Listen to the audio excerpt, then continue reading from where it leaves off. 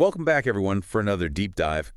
And today we've got, well, kind of a chilling topic, Yeah, but really fascinating too, right? absolutely. Planetary defense. Mm. We're talking about asteroids and specifically how countries are getting ready Yeah. to potentially deal with a big one that could, hit us. Mhm. Um, we're looking at an article from Business today, Okay. and they're talking about China's efforts in this whole planetary defense thing. Right. And, I think this is something that's relevant for just about everyone on the planet, really. Well, yeah, I mean, it affects all of us, Yeah, right? exactly. Yeah. But I was thinking this might be especially interesting for those of you out there Yeah. getting ready for the UPSC exam. Oh, for sure. Yeah. Because global affairs, international relations, all that, Definitely. big part of it. Yeah, it's a big one. So getting right into it, the big story here is this asteroid, 2024 YR4, and it's got, scientists a little on edge because there's a chance it could actually collide with Earth Uh-huh. in 2032. Right. Yeah, it's got everyone's attention. Yeah, for sure. Yeah. I mean, we're not talking about some Right. far off theoretical thing Yeah, no, this is like in our lifetime, Yeah. potentially, right? Yeah. So what's China doing about this? I mean, are they just like, Well, they're not sitting around, that's for sure. okay, They're taking this threat very seriously. okay. They're actually putting together what they're calling a planetary defense force. Wow, a planetary defense force. That sounds like something out of a movie. It does, doesn't it? But Yeah. it's real. They're actively recruiting. So like, who are they looking for? What kind of people? Well, they want young scientists, the best and brightest, all under 35. Wow, under 35. Yep. They want people with fresh ideas, you know? I guess that makes sense, right? You want those cutting edge minds. Exactly. Okay, so under 35, but what about their expertise?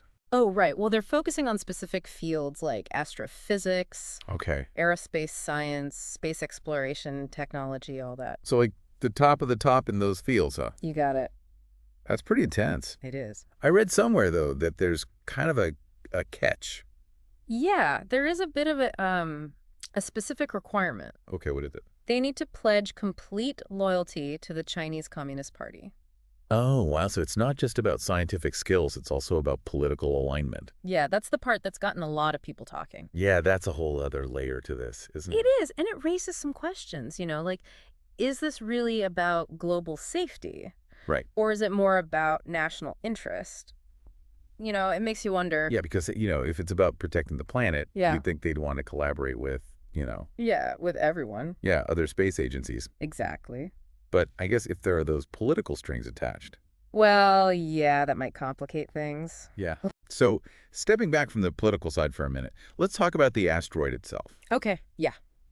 Why is 2024 YR4, this specific one, why is it such a big deal?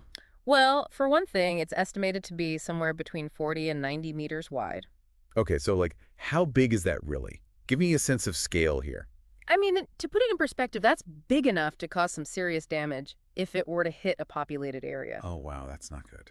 No, it's not. Some experts even call asteroids of this size city killers. City killers. Yeah. Okay, yeah, now I see what you mean about significant damage. Yeah. So not only is this thing potentially massive, Right.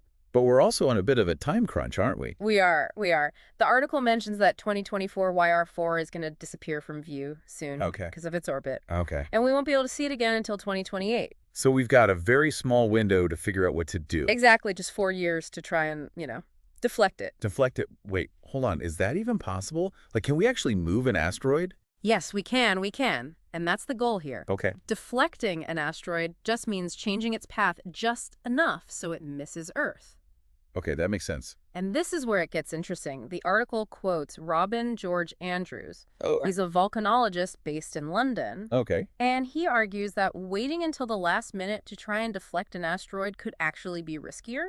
Oh, why is that? Well, imagine you're trying to, nudge this giant rock in space. Okay. If you don't do it just right, you could end up breaking it into smaller pieces. Oh, like instead of one big problem, we'd have a bunch of little problems. Exactly. And those pieces could still pose a threat. Oh, that makes sense. It's like, trying to swat a fly with a hammer. Yeah. You're Yes, going to make might a take mess. less. Yeah, exactly. So what are the options here? How do you even deflect an asteroid? And what's China's plan? Well, China's got this mission planned for 2027, specifically to test out asteroid deflection technology. Okay. They're going to target an asteroid called 2015 XF261.